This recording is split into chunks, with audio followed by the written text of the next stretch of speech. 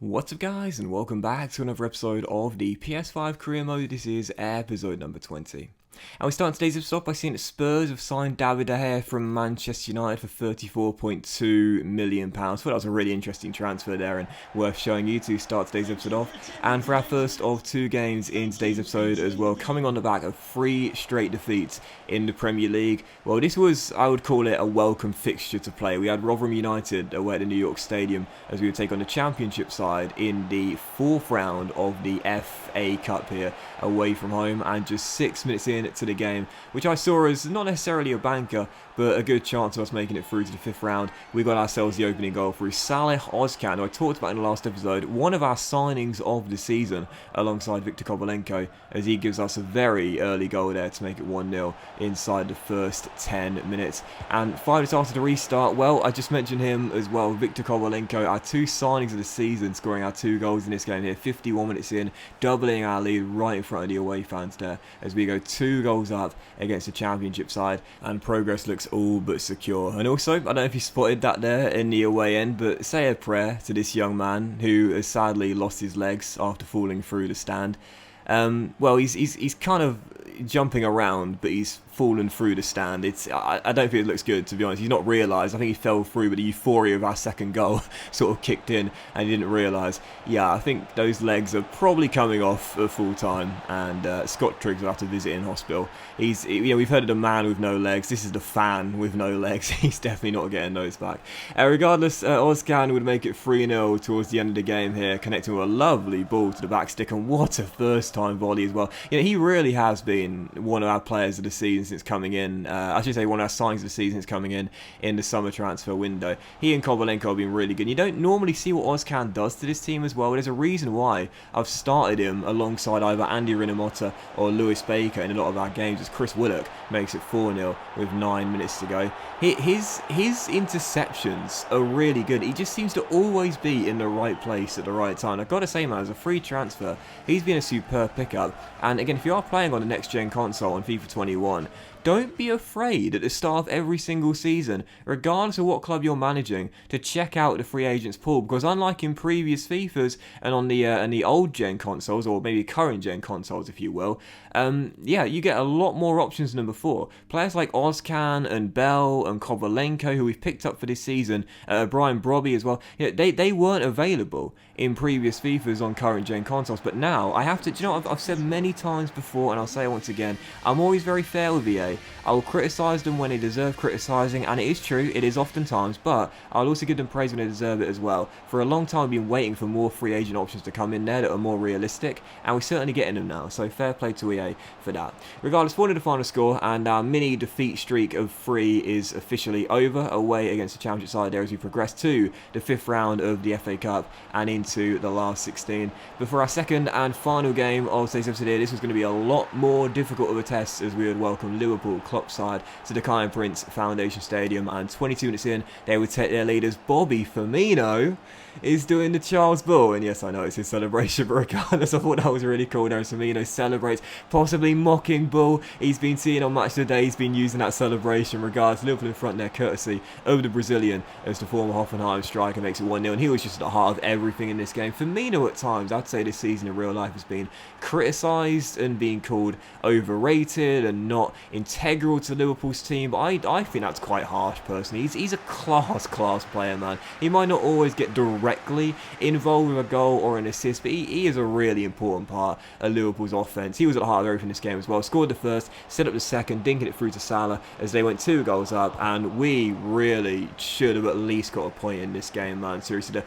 creativity once again, I talked about in the last episode, wasn't the best, but towards the end of the game we had a couple of golden chances, and how we didn't score in this sequence here, I've got no idea. Alisson made a couple of really good saves, but to be honest, Bull should have turned in the rebound after his first save. That was a really unconvincing strike from the young teenager. Just all in all, just poor finishing from me in what should have been at least a consolation, if not a route in back into the game towards the very end. We should not have lost this game, man. Golden chances squandered right towards the end of the game. Regardless, 2-0 the final score, and it is now 4 straight defeats in the Premier League. And so as we close out January league table, it looks like this. Spurs now lead the way at the top with Manchester United, Man City and Liverpool in the top 4th, Chelsea in 5th, Arsenal in 6th as Burnley dropped to 7th. We, though, on the back of this really poor run of form, have now dropped to 16th place, and we're only 2 points clear of West Brom in 18th place. Watford are looking in trouble right now, rock bottom, and we're just 14 points on the board, but for us, only 2 points clear of the relegation zone, 4 defeats on the trot. As soon as transfer deadline day came around, I was like, okay, we got £5 million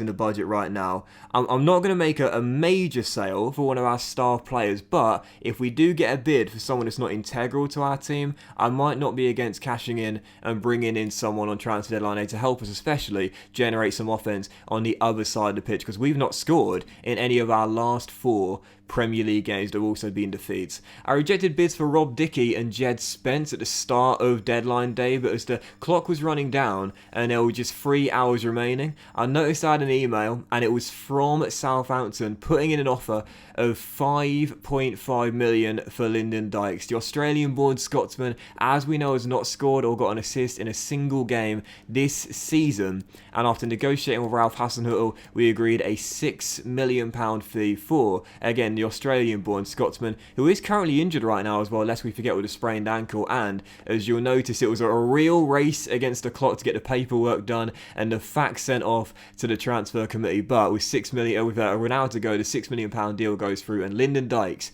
is on his way to St Mary's as he swaps the number 9 jersey here to the one on the south coast instead. And hopefully he'll do well there. I like Dykes, I do, but unfortunately dropping to 4th choice striker here, he was rarely going to get a game for us again in this team. And I felt it was best for both parties to cash in and get the money. So over £9 million in the budget, that gave us enough for a new signing. I've been bemoaning our lack of creativity, and so on transfer deadline day, I just had to do it. Yes, Adel Taarabt. So many of you guys have been calling out for the return of the Moroccan king at some point. I've been waiting for the right moment, which makes sense for us as a team, and also financially speaking represents good value for money as well. He might now be 32 years old, but he's on the fringes of the Benfica team. He's only got 1.5 years left on his deal. He's not being played as much there in Portugal, as they're preferring the younger talents, and as we agree, a £4.5 million deal, which is £1.5 million under his market valuation, plus a 10% sell-on clause, which of course is redundant as he'll stay here till he retires.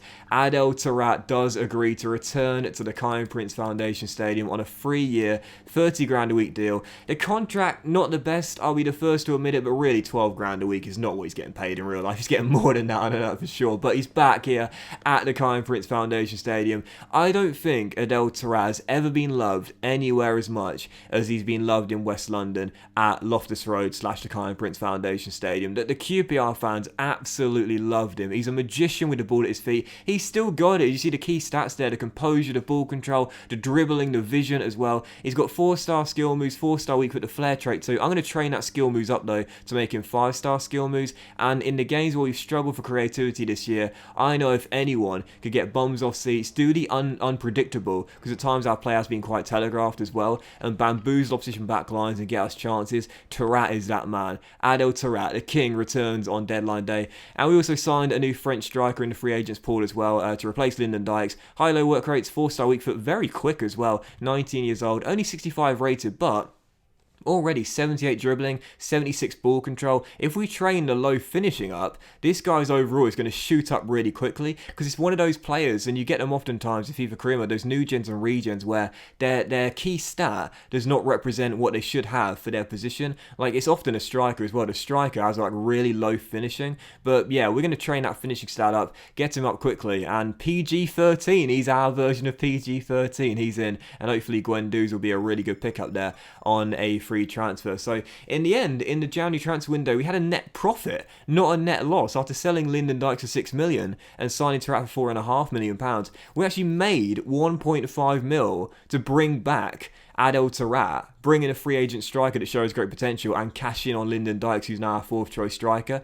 Again, I've got to be honest here, the board said to us at the start of the season, when it comes down to money this season, don't just throw cash away, and throw caution to the wind. No, be very, very strict. Get good value for money deals. Don't put players on really high contracts. I'm talking about the likes of 50, 60 grand a week. We've done that. Our highest earners are Omar Bright and now Adel Taarabt on around 30 grand a week, which in the Premier League is not that much. And when you think about the net loss of the whole season, I think it's been under £10 million for our first season in the Premier League. I gotta say, man, we have really done a great job at tightening our wage budget this year, not putting players on big contracts, and again, also making sure we improve this team, but not spending much money. We're a 4-star team now. We're not officially the worst team in the division, but when you look at the league table on the back of those 4 straight defeats and no goals in our last 4, I'm hoping Adel Taarabt can bring back some magic to the Kai Prince Foundation Stadium to put an end to this poor run of form and see us try and pull away from the relegation zone, only 2 points clear of the drop with 13 games to go. But that was this episode of the PS5 Career Mode, guys, so big thank you for watching. If you have enjoyed it, and if you have, then please do drop a like. Much love to you all, have a fantastic day, and I will see you for the next episode of the PS5 Career Mode. We're now stuck with this team for the rest of the season as we try and avoid the drop very soon.